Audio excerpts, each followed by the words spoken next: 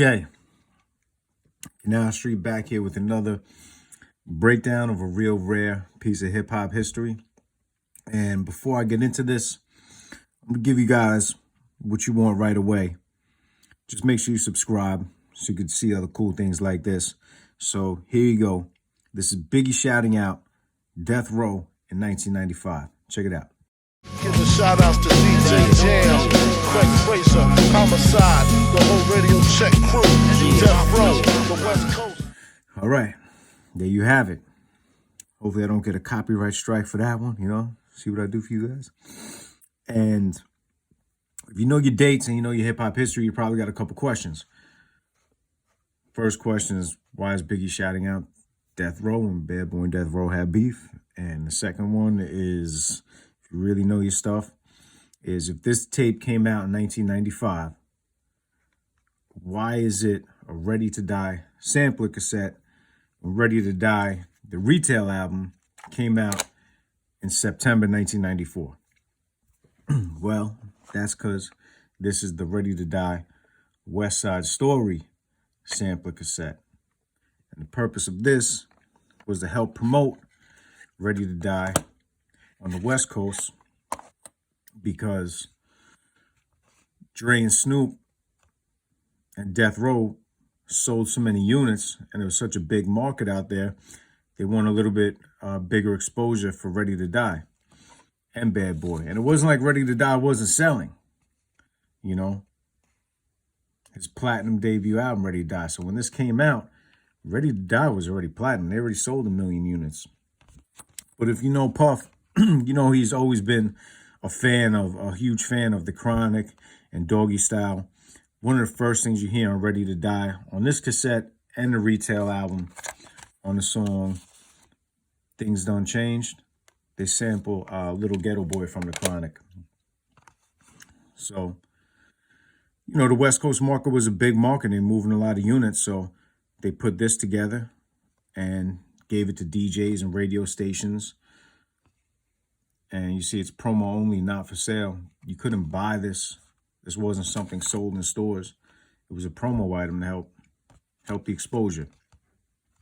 Now, what makes this tape really dope is track 6, 12, and 13.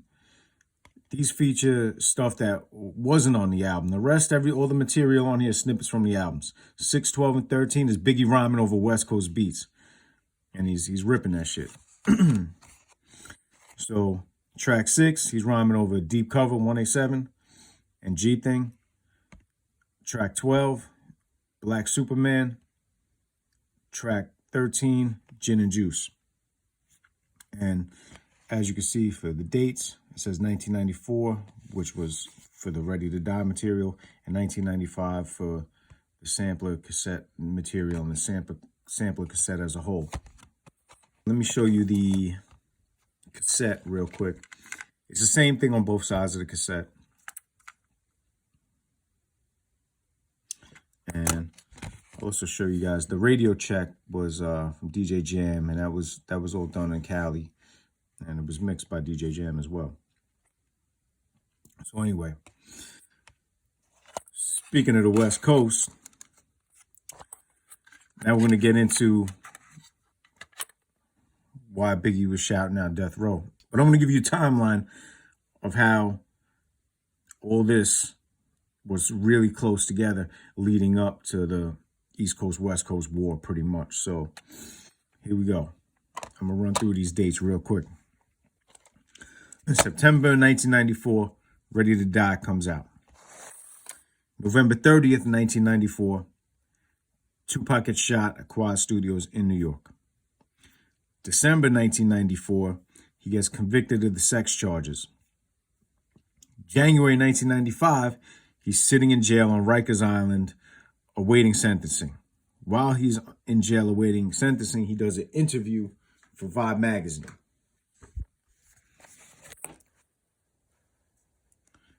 Now, this interview doesn't hit newsstands until about March 1st, 1995, because it was relevant, and the label was also trying to promote Me Against the World, which came out March 14th 1995. So this was on the newsstands the same month this came out. Literally that same day, March 14th, 1995 is when Ready to Die was certified platinum. So this came out after that. So figure this came out like April 1995. Also in April 1995, this magazine comes off the shelf. Technically, it's an April 1995 issue, but anyone that knows how magazines work, this was the pull date. This is when you took the magazine off the shelves. So this came out March 1st, 1995. Around that same time, which I remember vividly because I was in high school and stuff, and I just remember my dates pretty clear from back then, Who Shot You was on the radio. And by the time this magazine, Me Against the World, this tape came out and Who Shot You was on the radio, Pac was already upstate in Clinton Correctional Facility doing his bid. Spring 1995, hearing Who Shot You on the radio. And then that summer 1995, Biggie had like the song of that summer, like June, July, with One More Chance, Stay With Me remix. That was like the biggest hit of his career at that time. And Biggie was on top of the game. And Me Against the World was doing good, but Pac was also absent. You know, he was sitting in jail. So he's sitting in jail hearing this. Biggie's on top of the game. From this article, you could tell he already had his suspicions, but he wasn't really pointing the fingers at everybody. And I'm going to do a separate video on this magazine and all the contents of it and things he says. I might even read the whole article to you yet. I don't know. But, so now, fast forward to August 1995, they have the Source Awards. And I think what people didn't really know at that time was that Suge was going back and forth seeing Pac in jail and working on getting him out. And that's when he announced that, you know, he was riding with Pac and took a couple shots at Puffy. And if you want to say the beef ever started anywhere where it was official,